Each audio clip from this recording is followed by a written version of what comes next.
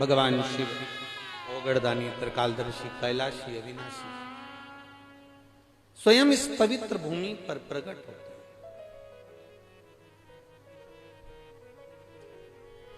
भजन करने का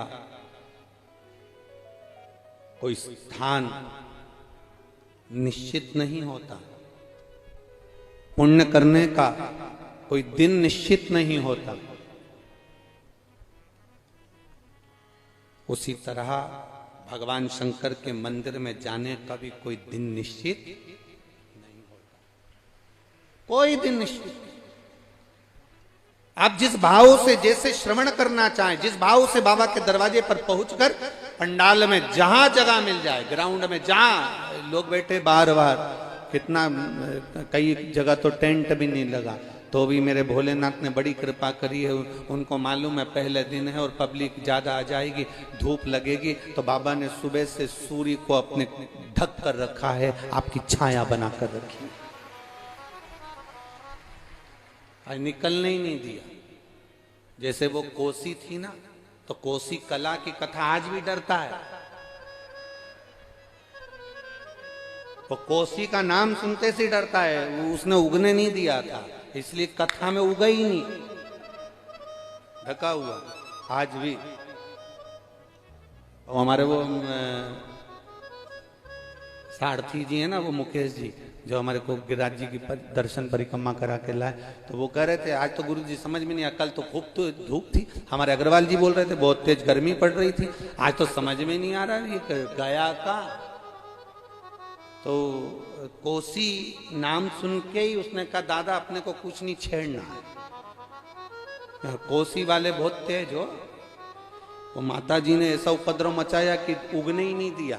इसलिए भजन में जो रम गया, स्थान नित्य नहीं है, निश्चित नहीं है, दिन निश्चित नहीं है। आप जब चाहें तब बाबा। एक पत्र आया, पत्र तो बहुत सारे भेजे आप लोगों ने, अभी तो हम पढ़ ही नहीं पा रहे, इतने तो रखे हैं, 2-4 पढ़े हैं। देखिए,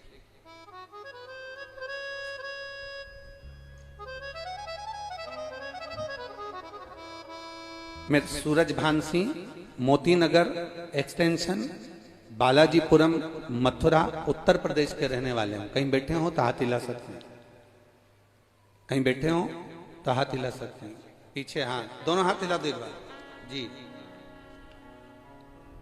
वापिस हिला दीजिए एक बार हाथ। दोनों आए हैं साथ में। श्री शिवाय नमस्तुभ्यं। मैं सूरज भान सिंह, मोती नगर एक्सटेंशन, बालाजीपुरम, मथुरा, उत्तर प्रदेश का रहने वाला हूं। भोलेनाथ की कृपा का क्या वर्णन करूं। जिनको पत्र पढ़ना है एलईडीओं पर और आस्था चैनल पर भी पत्र हमारे पास में है, आप उसको पढ़ सकते हैं। भोलेनाथ जी की कृपा का मैं क्या वर्णन करूं, मेरे बाबा ने मुझ पर क्या कृपा करी है गुरुदेव। मैंने कई बार पेपर दिया लेकिन कुछ नंबरों से रह जाता था।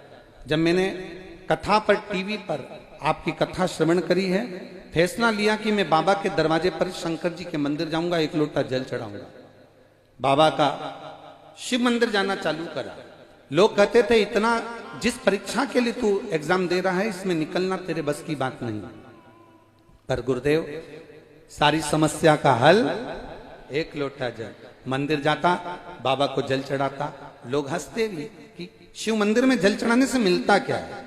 एक बार मेरे कुबेरेश्वर धाम पर भी गया और बाबा को भी प्रणाम करा।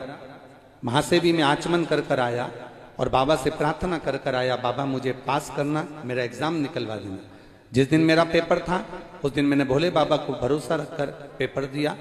और जैसा गुरुजी आप कहते हो कि शिव जी पर भरोसा करो और अपनी मेहनत पूरी करो, अपना कर्म नहीं छोड़ना, पढ़ना नहीं छोड़ना, मेहनत नहीं छोड़ना। मैंने भी नहीं छोड़ी गुरुदेव। दोस्त तो कहते थे तेरा रेलवे में कभी नौकरी नहीं लग सकती, पर मैंने भी बाबा से प्रार्थना कर कर पूरी तरह से मेहनत करी। अब की बार एग्जाम देने गया तो बेलपत्री के मध्य भाग में शहद लगा कर गया और शिव जी को लगाकर लोटा भर जल चढ़ाकर चले गया। इतना समय हो गया था, मेरी नौकरी रेलवे में नहीं थी गुरुदेव, पर अब बाबा की कृपा से मेरा फिजिकल भी हुआ, मेडिकल भी हुआ और बाबा ने मुझे रेलवे में नौकरी दे दी। मैं बाबा को यहाँ प्रणाम करने के लिए आया हूँ। बधाई आपको बाबू। गुरुदेव एक बात और कहना चाहता हूँ, जब मैंने परीक्षा पास कर ली और मैं रेलवे में नौकरी में लग गया, मेरा मौसी का लड़का जो कि भगवान को कभी मानता नहीं था, मैंने उससे कहा टीवी पर कथा आती है आस्था चैनल पर, तो सुना कर शिवपुराण, बाबा जरूर तेरी भी नैया पार करेगा।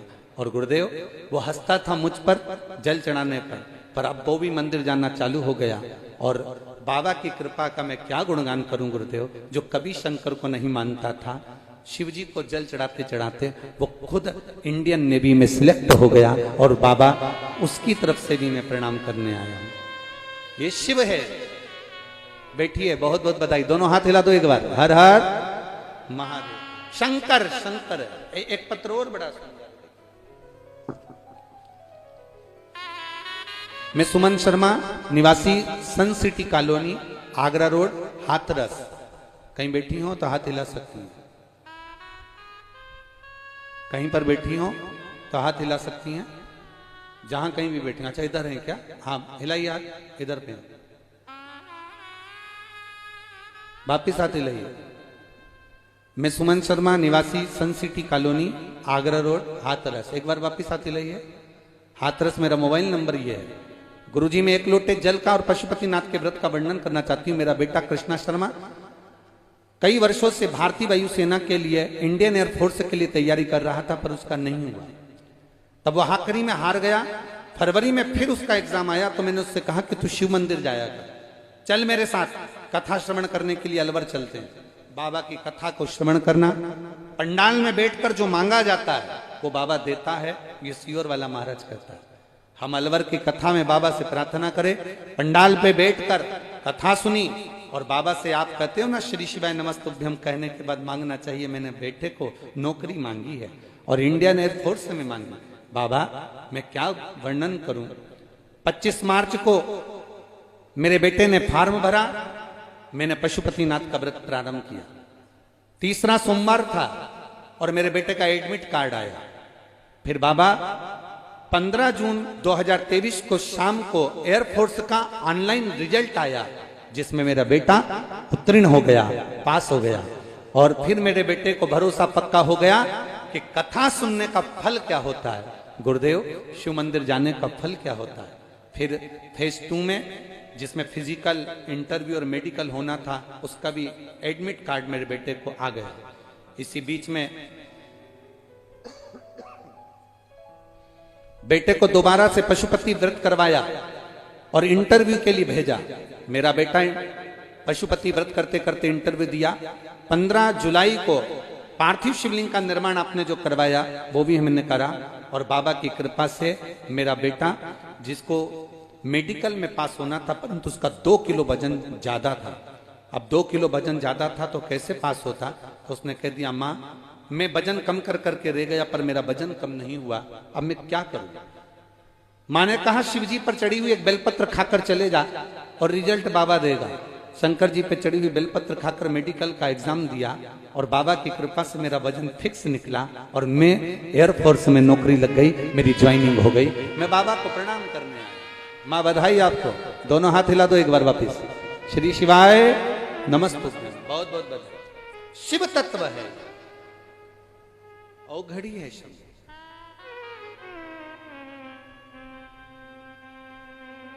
खाली न जाता कोई, आप भी बोलिए साथ में, दर से तुम्हारे खाली न जाता कोई, दर से तुम्हारे मैं भी खड़ी हूँ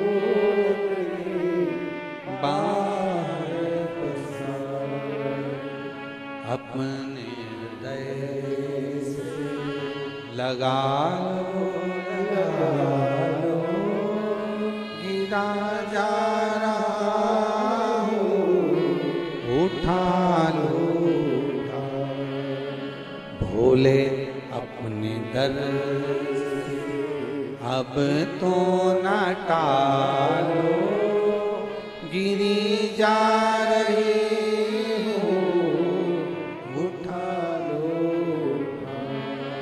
शिव कृपा करते होती जरूर है।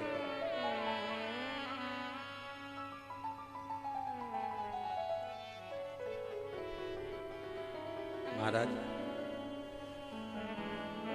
सहजता नहीं है शिव की कथा में।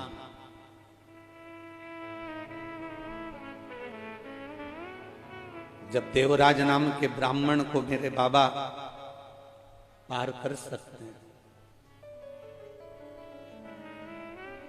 तो आपका कल्याण क्यों नहीं कर सकते?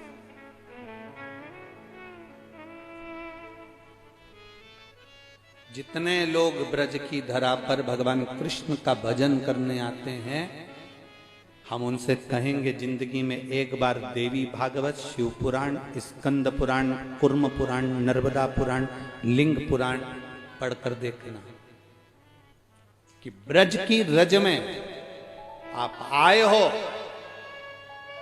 अगर ब्रज की रज में आकर आप केवल बिहारी जी का दर्शन कर कर, ठाकुर जी का दर्शन कर कर चले गए,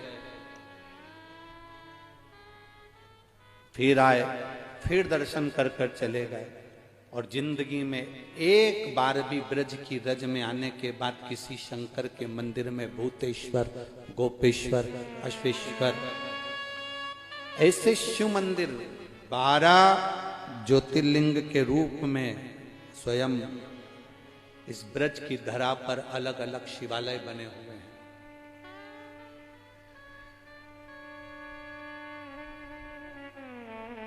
कभी जिंदगी में आओ, ब्रज की रज में आने के बाद खाली मत जाना।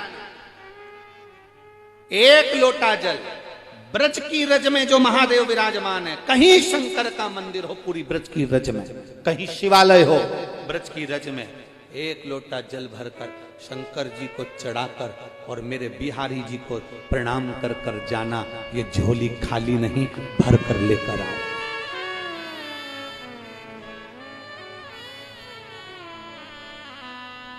जैसे तिरुपति जाने वाले कपिलेश्वर महादेव का दर्शन कर कर अगर नहीं आए, मेरा वेंकटेश बाबा, मेरा तिरुपति का बालाजी उसकी झोली में नहीं देता जब तक वो कपिलेश्वर का दर्शन नहीं कर लेता। नाथ द्वारा जाने वाले श्रीनाथ जी का दर्शन कर कर आते हैं, श्री जी बाबा का दर्शन करने आते हैं, जब तक वो एक लिंग जी का दर्शन नहीं कर लेते तब तक मेरा नाथ द्वारा वाला श्री जी बाबा भी नहीं देता। उसी तरह जो ब्रज की रज में आते हैं और इस रज में जो शिवालय हैं, इस रज में जो शंकर के मंदिर हैं, इस रज में जो शंकर का स्वरूप मेरा बाबा ओघड़दानी तब साधना में लीन है, उस पर एक लोटा जल नहीं चढ़ाते तो मेरे बांके बिहारी भी उसकी झोली में नहीं देते। ये दोनों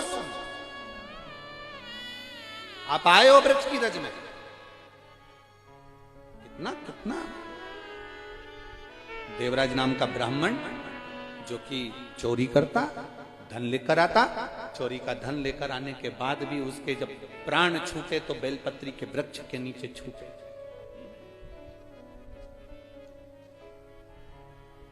प्राण छूट गए।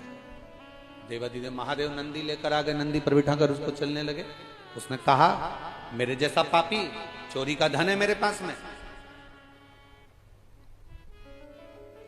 चोरी का धन है मेरे पास में, मेरे जैसा पापी। एक पत्र में एक महिला ने लिखा है कि लोग मुझे ताना देते थे तेरे घर में औलाद कभी नहीं होगी।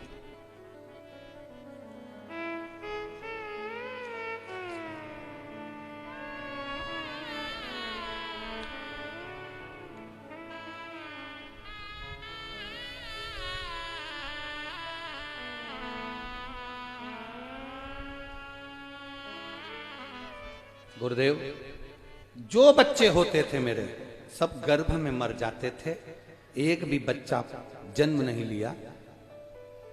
सुशील कुमार दिल्ली भजनपुरा से हूं, कहीं बैठे हो तो हाथ हिला सकते हैं।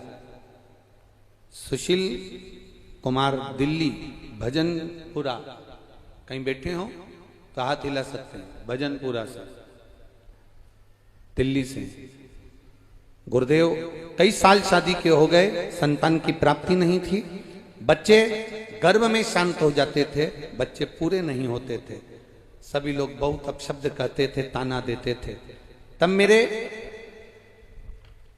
किसी परिचित ने कहा कि तुम एक काम करो, शंकर के मंदिर में जाया करो, एक लोटा जल चढ़ाया करो और सफेद आंकड़े की जड़ का प्रयोग करो।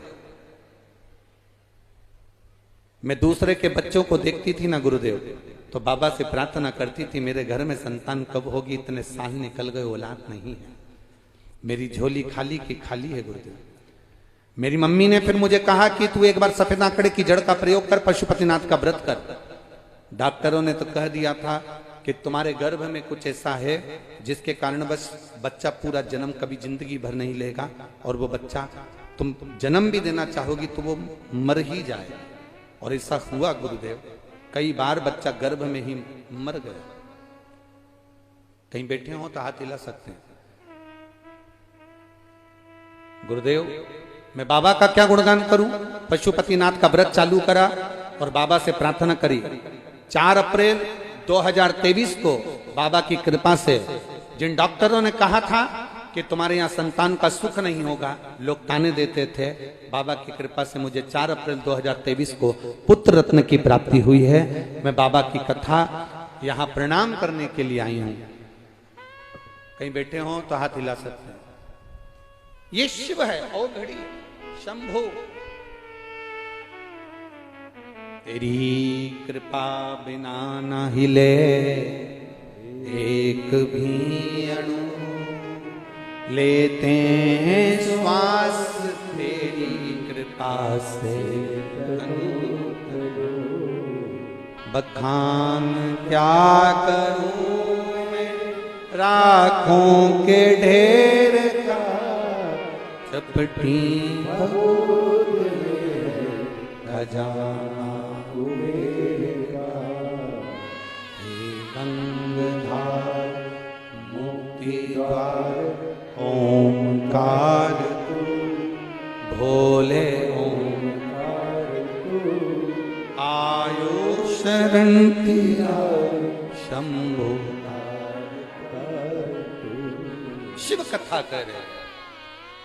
देवराज को नहीं मालूम कि मुझे कैलाश धाम क्यों मिल गया, फिर भी देवराज ने नंदी पर चढ़कर, जब देवराज जा रहा था, नंदी पर बैठकर जब देवराज चल रहा था,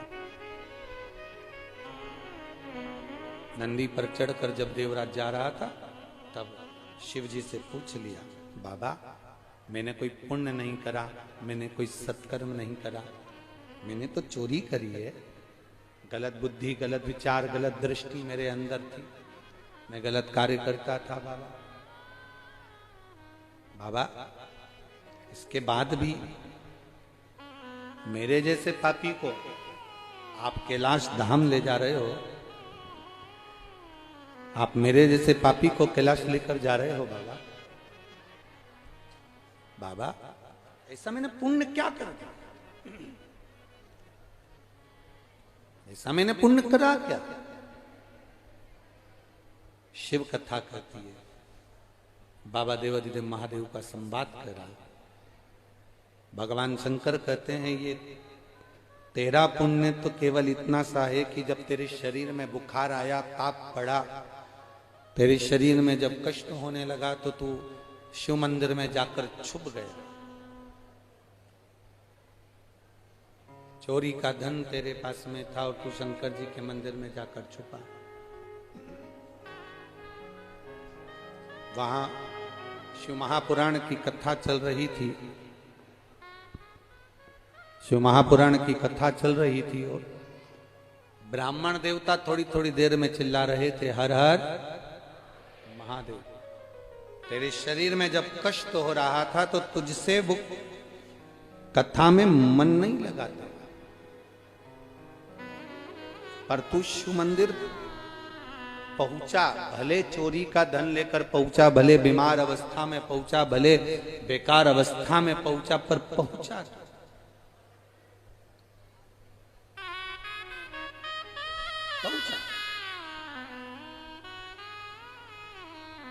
किसान फसल लगाता है, किसान बीज बोता है, तो ये नहीं कहता कि बीज को मैं सीधा रखूं कि उल्टा रखूं।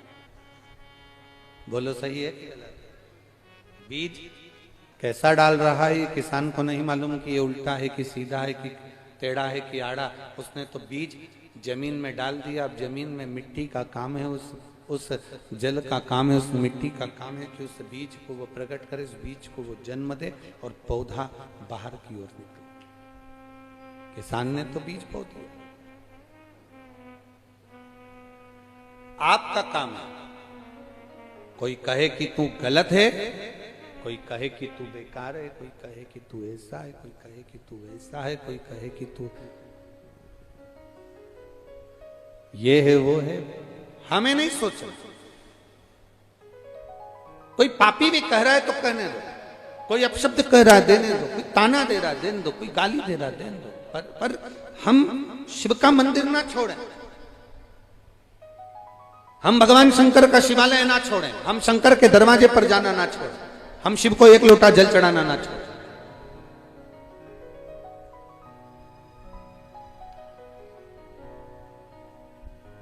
कई लोग कहते हैं, पूछते भी हैं, गुरुजी आप कहते हो कि शंकर देता बहुत है।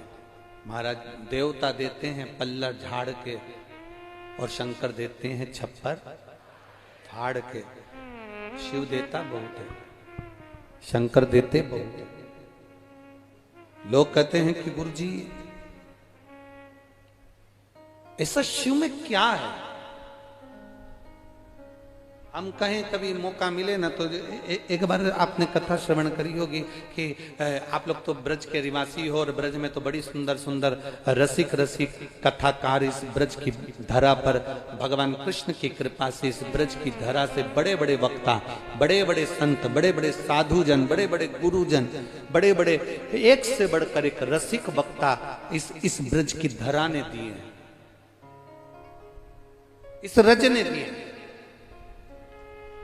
हम तो उन सभी बड़े बड़े वक्ता, कथा के श्रोता, कथा के वक्ता और संत साधु और ब्राह्मण जन, जितने भी इस ब्रज की रज में जितने जितने वक्ता हैं, छोटे से लेकर बड़े तक, उन सब के चरणों की हम तो धूल हैं मात्र। हम केवल एक धूल रज।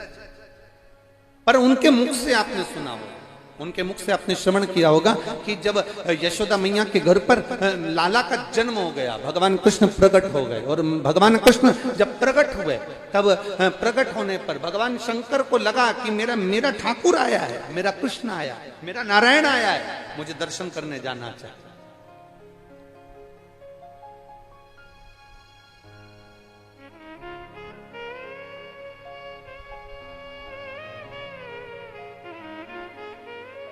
दुनिया का केवल एक मंदिर ऐसा था, दुनिया का केवल एक शिवालय, भारत की भूमि पर केवल एक शिवालय ऐसा है जहां ना तो पार्वती जी थी, ना गणेश जी थे, ना नंदी थे, ना कार्तिकेय थे। भारत की भूमि पर केवल एक शिवालय, वो ब्रज की रज में आशीश्वर महादेव नंदगांव के पास में थे। केवल ब्रज की रज में पूरी भारत की भूमि में एक महादेव, ब्रज 84 कोस में नंदगांव, नंदी पर्वत के पास में 1.5 किलोमीटर दूरी पर आशीश्वर कुंड के पास में आशीश्वर महादेव। केवल दुनिया का एक शिवालय, केवल दुनिया का एक शिव मंदिर, केवल एक दुनिया का अकेला शिवालय जहां ना पार्वती थी, ना नंदी थे, ना गणेश जी थे, ना कार्तिकेय थे, वो अकेले शिव, अकेले।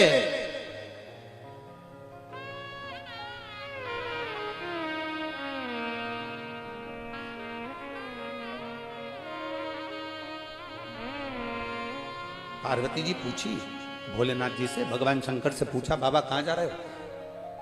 स्वामी कहां जा रहे हो?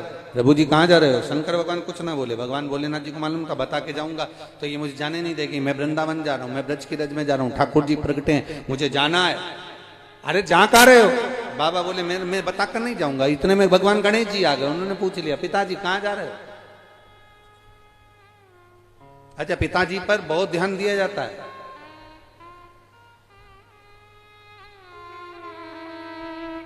बहुत अंतर है हमारा। पति आता है ना तो पत्नी पति का चेहरा देखती है, बच्चे पिता का हाथ देखते हैं कि क्या लेकर आए। केवल दुनिया में एक मां ऐसी होती है जो ना चेहरा देखती है बेटे का, ना हाथ देखती है, उसका पेट देखती है, मेरे बेटे ने कुछ खाया कि नहीं खाया। केवल एक मां, बुजुर्ग, बूढ़ी पत्नी, पति आया, पत्नी प्रसन्न होकर उसका चेहरा देखती है, बच्चे हाथ देखते हैं मेरे पापा क्या लेकर आए। घर की बुजुर्ग माँ अपने बच्चे का ना चेहरा देखती है ना हाथ देखती है, केवल उसका पेट देखती है, मेरे बेटे ने कुछ खाया कि नहीं खाया। बेटा दुकान से आया है, कुछ खा ले, चाय बनवा ले, बहू से बोल दे कुछ ला कर दे देगी, भूखा होगा, ले आ ये खा ले। वो हमेशा बात करेगी तो अपने बेटे का पेट देख कर करेगी, मेरा बाबू दुबला हो गया, मेरा बेटा दुबला हो गया, मेरा छोरा दुबला हो गया। वो हमेशा बोलेगी तो अपने बेटे का पेट देखकर बोलेगी मेरा बेटा ने कुछ खाया कि नहीं खाया। बहू से कहेगी उसको खिला दे।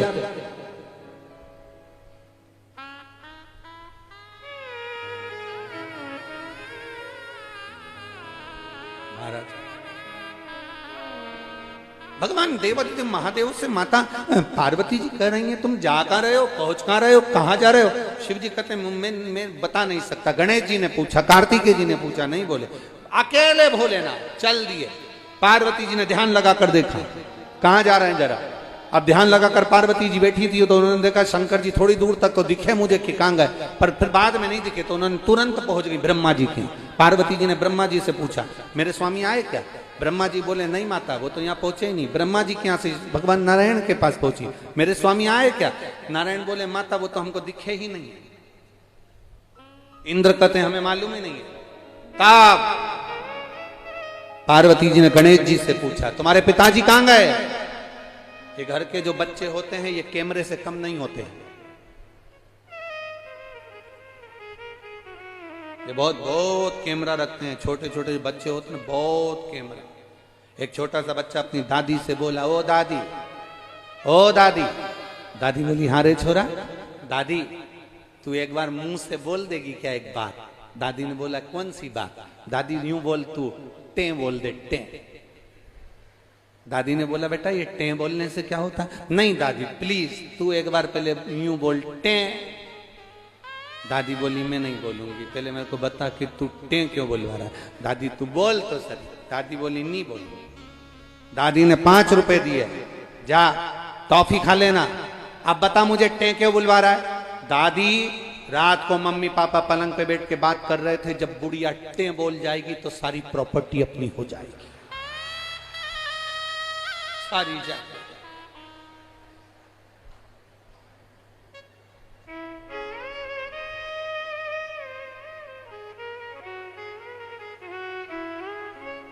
टें तो बोलना ही मती। सुभाष जी धर्मपत्नी को बोल देना टें तो बोलना ही नहीं। तुम्हारे पोता पोती कितनी बोले पर अपने को नहीं बोलना। अब बच्चे तो बच्चे। पार्वती जी ने गणेश जी से पूछा पिताजी कहां गए। मां ब्रज की रज में भगवान कृष्ण का प्रागट्य हुआ है, पिताजी दर्शन करने के लिए गए नंदगांव। अच्छा हाँ। पार्वती जी ने कहा मेरे स्वामी आज पहली बार जिंदगी में मुझे छोड़कर गए। 33 कोटि देवता में केवल एक देवाधिदेव महादेव ऐसे हैं जो प्रतिदिन अपनी धर्म पत्नी को प्रदोष काल में, प्रदोष समय में, शाम के समय प्रतिदिन घुमाने ले जाते, प्रतिदिन। और इनको देख देख कर लक्ष्मी जी को भी थोड़ा सा वो लगता है, सरस्वती जी को भी लगता है। एक बार तो लक्ष्मी जी ने भगवान विष्णु से भी कह दिया था क्या है प्रभु देखो उनको शाम होती नहीं, गाड़ी उठाई नहीं, पार्वती को बिठाए, नंदी पे बैठे, दोनों चल गए और तुम हमको आज तक कहीं लेके नहीं गए। जब हम जाते हैं तब तुम नहीं जाते, तुम जाते हो तो हम नहीं जाते। तुम खुद देख लो, कोई घर में सत्यनारायण का पूजन करते हैं तो आपको अकेले को बुलाते हैं, और दिवाली पे लक्ष्मी पूजन करते हैं तो मुझे बुलाते हैं। अकेले हमें कभी लेकर नहीं गए। भगवान ने कहा कि अब मैं क्या बताऊं, उनको देखो दोनों घूमने जाते हैं। आपके भी कोसी गांव में, आपके नगर में, आपकी कॉलोनी में, आपके दिल्ली विल्ली जहां से तुम लोग कथा सुनने आए हो, जिस फ्लैट में रहते हो उसके पास में कोई रहता हो और वो अपनी पत्नी को रोज मोटरसाइकिल पे घुमाने ले जाए, मार्केट ले जाए, मॉल ले जाए और टाकीज ले जाए, तो घर में जो बहुएं रहती है ना पत्नी, उनका भी जीवड़ा बड़ा कुड़ता। इनको कमाने से फुर्सत नहीं, उनको घुमाने से फुर्सत।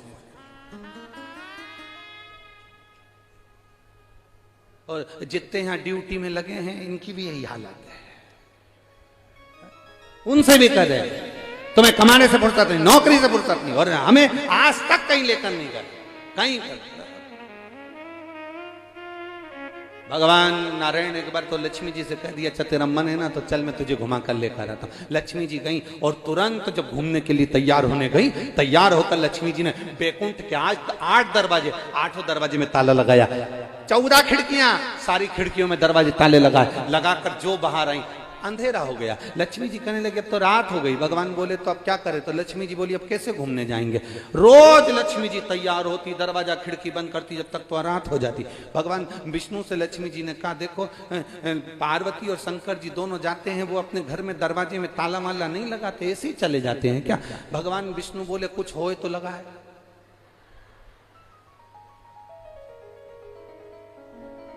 तो उनके घर में कुछ नहीं है। इतने में भगवान नारायण बोले थोड़ा बहुत होगा भी। जब वो जाते हैं घूमने तो अपने गले में से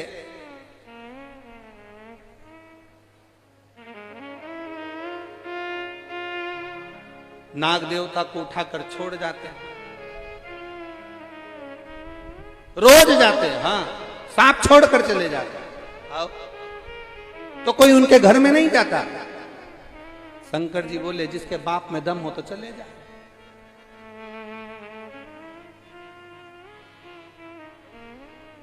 जिस कमरे में से सांप निकल जाता है 8-10 दिन तक तो जरा सा अगर किसी का कपड़ा भी पांव पे आ जाए तो चला जाता। बोलो री जी सही है कि गलत है? अरे बोलो तो नहीं, ब्रज 84 कोस के रहने वाले हो, बड़े मस्ती में बोलो, सही है। एक जरा सा किसी का कपड़ा गया, अरे राम, तो फिर यहां तो बाबा है। अब पार्वती जी को लगा कि रोज घूमने जाते हैं, रोज भ्रमण पर जाते हैं, पर आज तो गजब कर दिया बाबा ने, मुझको लेकर नहीं गए, मेरे को लेकर नहीं गए। अब पार्वती जी को गुस्सा आ गया। पार्वती जी बोली तुम जाओ हम भी जाते। और पार्वती मैया तुरंत यशोदा जी के यहाँ पहुंच गई। और यशोदा रानी के यहाँ जैसे ही पार्वती मैया पहुंची, सुंदर माथे पर बिंदी माता के, सुंदर लाल चुंदड़ी माता की, और एक बुजुर्ग बूढ़ी का रूप रखकर, होठों पे लाली, नैनों में सुरमा, मेरी माँ के बालों में गजरा, और बुजुर्ग। अब बूढ़ी माँ इतना श्रृंगार करी तो यशोदा को तो सोचना था कि है कौन।